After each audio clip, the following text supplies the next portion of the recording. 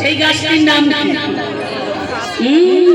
এই খবরটা মায়েরা মায়েরা জানে অদম্য চিত্তলিতে কৃষ্ণ থাকে, মায়েরা ভালোই জানে। তাহলে কোন দিকটাকে ভালো পাওয়া যাচ্ছে?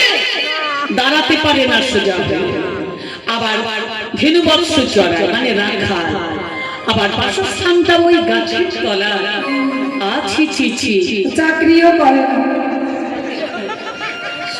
না। আচ্ছা, আরেকটা কথা বলি, খুব মন দিয়ে শুনতে হবে। বিশাখা কানে কানে বলছে দেখতে কেমন, যার সঙ্গে ভালোবাসা করেছিস একদিন কোন দিকটা ভালো পেলাম না, কিন্তু দেখতে কেমন?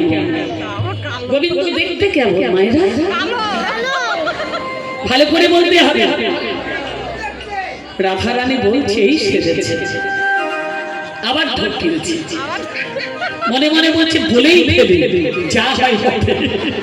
হ্যাঁ, ললিতা বলছে ব্যাপারটা কি? আমরা যা যা বলছি উত্তরটা দে। দেখতে কেমন?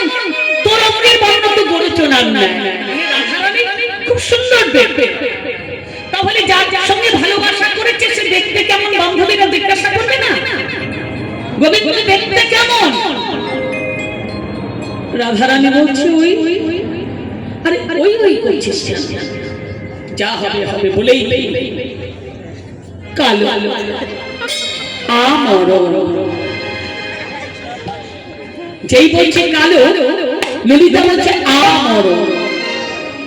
আমর, গোবিন্দের জন্ম নাই মৃত্যু নাই, ভগবানের মৃত্যু আছে। হরে কৃষ্ণ। হরে কালো মানুষের সঙ্গে প্রেম করেছি ললিতা,